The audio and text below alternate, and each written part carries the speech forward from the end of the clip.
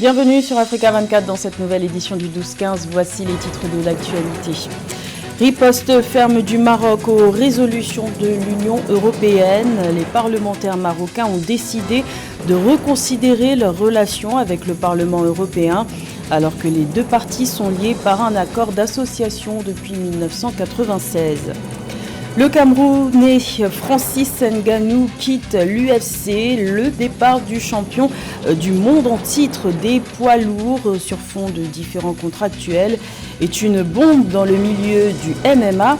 Il a décidé de se lancer dans un autre sport de combat, la boxe anglaise. Et la République démocratique du Congo était absente de l'Open Paris Karaté. Malgré leur invitation, les léopards n'ont pas pu prendre part à cette compétition du 20 au 22 janvier. La lenteur administrative serait la cause de ce énième forfait. Mais tout d'abord, en Tanzanie, la levée début janvier de l'interdiction des rassemblements politiques de l'opposition décrétée en 2016 marque un tournant dans la vie politique du pays. La figure centrale de l'opposition, Tundu Lissu, est rentrée au pays ce mercredi 25 janvier après 5 ans d'exil. Pour rappel, le parti Chadema, qu'il a représenté à l'élection présidentielle de 2020, a tenu son premier meeting à Mwanza, dans le nord de la Tanzanie. Le 21 janvier, après 7 ans d'interdiction, des milliers de partisans y ont pris part. Tension diplomatique entre le Maroc et l'Union européenne. Les parlementaires marocains ont décidé le 23 janvier de reconsidérer les relations de leur pays avec le Parlement européen en réponse à une résolution votée quelques jours plus tôt, s'inquiétant notamment de la liberté de la presse au Maroc, avec en plus des allégations de corruption. Les explications de Séverin Douke. Les parlementaires marocains ont décidé lundi 23 janvier 2023 de reconsidérer les relations avec le Parlement européen en les soumettant à une réévaluation globale en réponse à une résolution du Parlement européen au sujet de la situation de la liberté de la presse dans le royaume chérifien. Réunis en séance plénière à Rabat, ils ont unanimement rejeté les accusations fallacieuses des députés européens et celles qu'ils qualifient d'attaques inacceptables contre la souveraineté, la dignité et l'indépendance des institutions judiciaires du royaume. Nous refusons donc ces tentatives qui sont autant d'ingérence dans les affaires intérieures du Maroc, y compris de son système judiciaire qui est caractérisé par son indépendance et son impartialité en instrumentalisant la Charte des droits de l'homme à partir d'allégations non fondées et fallacieuses. À l'origine de la brouille entre les deux parties, la condamnation du journaliste indépendant de 36 ans, Omar Radi, à 6 ans d'emprisonnement ferme pour viol et espionnage par la justice marocaine, fait n'ayant aucun lien avec une activité journalistique ou la pratique de la liberté d'opinion et d'expression d'après le Maroc. La résolution des eurodéputés demande aux autorités marocaines de le remettre immédiatement en liberté provisoire et à mettre un terme au harcèlement de tous les journalistes, de leurs avocats et de leurs familles. Décision contre laquelle l'aucun marocain proteste, dénonçant vigoureusement des tentatives hostiles de porter atteinte aux intérêts du Maroc et de ternir l'image du royaume et franchissant par là la ligne rouge inadmissible de ses prérogatives et attributions. J'ai le plaisir de prendre la parole au nom du PAM pour exprimer notre position et notre refus catégorique de la position du Parlement européen. Cette décision systématique dans nos affaires et cette tentative d'influence sur le système judiciaire. Le Maroc se dit fermement attaché aux droits de l'homme tels qu'ils sont internationalement reconnus et met en avant la crédibilité de ses institutions et mécanismes indépendants dédiés aux droits de l'homme. Le Maroc et l'Union européenne sont liés depuis 1996 par un accord d'association qui couvre d'étroites relations économiques et commerciales, en particulier dans le domaine de l'agriculture et de la pêche. L'Éthiopie poursuit son ambition de devenir un hub régional en matière d'énergie. Malgré une baisse de performance, les exportations de la compagnie d'électricité éthiopienne vers les pays voisins tels que le Soudan ou encore Djibouti se sont élevées à plus de 32 millions de dollars au cours des 5 derniers mois. C'est 6,2 millions de dollars de moins par rapport à la même période de l'exercice budgétaire éthiopien précédent. Plus de détails avec Mildred Diamou. Les exportations d'électricité vers ses voisins, le Soudan et Djibouti, ont permis à l'Éthiopie de recueillir des recettes de plus de 32 millions de dollars au cours des 5 derniers mois de l'exercice budgétaire du pays. Les données de la compagnie électrique nationale Ethiopian Electric Power indiquent qu'un total de 580 millions de kilowattheures d'électricité ont été fournis aux deux pays au cours de la dite période. Vous savez que d'ici 2035, l'Europe a décidé qu'elle ne financerait plus les projets de développement et d'exploitation d'énergie fossile. Or, l'énergie hydroélectrique est une énergie renouvelable. Ainsi, l'Éthiopie ne manquera pas de financement pour développer ses capacités hydroélectriques. Si l'Éthiopie a des problèmes avec tous ses voisins, ça peut entraîner une baisse de revenus qui peut menacer même l'exploitation du barrage. Les revenus obtenus par l'Éthiopie grâce à l'exportation d'énergie électrique vers le Soudan et Djibouti ont connu une baisse de 6,2 millions de dollars par rapport aux 95 millions de dollars engrangés au cours de la même période de l'exercice budgétaire précédent. Un recul dû à la baisse de la demande soudanaise causée par les tensions qui existent entre l'Éthiopie et le Soudan depuis 2 ans sur la région frontalière contestée d'Al-Fashaga et sur le grand barrage de la Renaissance éthiopienne.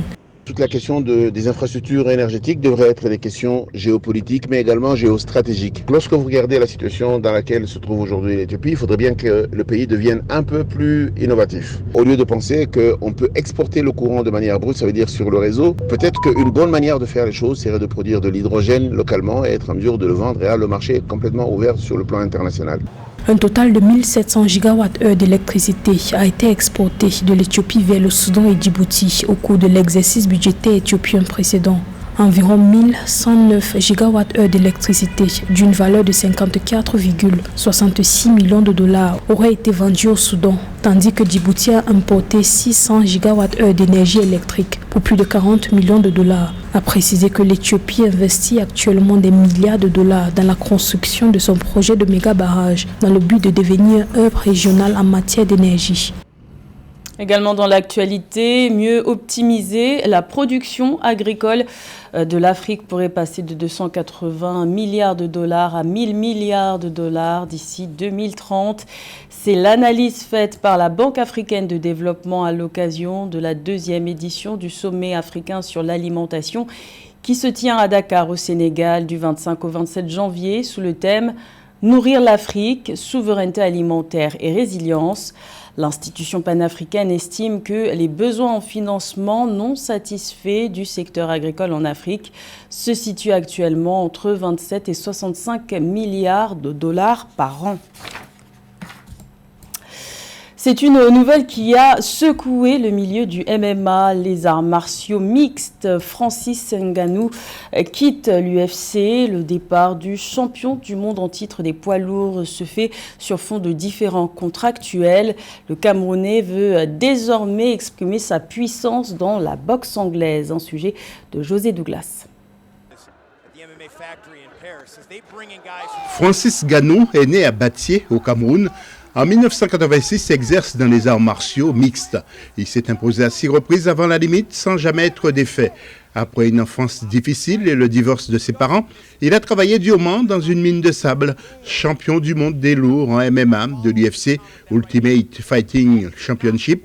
Francis Ngannou a décidé de quitter la plus grosse ligue mondiale de MMA car il est en bisbille depuis des mois avec l'organisation et après avoir été opéré avec succès en 2022 du genou, il a livré son dernier combat le 14 janvier 2023. Il aime la boxe, il a envie de gagner plus et c'est un bon moyen certainement pour lui de peut-être perdurer, avoir une carrière autre et surtout de remplir ses poches parce que c'est pas les mêmes bourses en fait que l'on peut avoir dans la boxe que dans le MMA.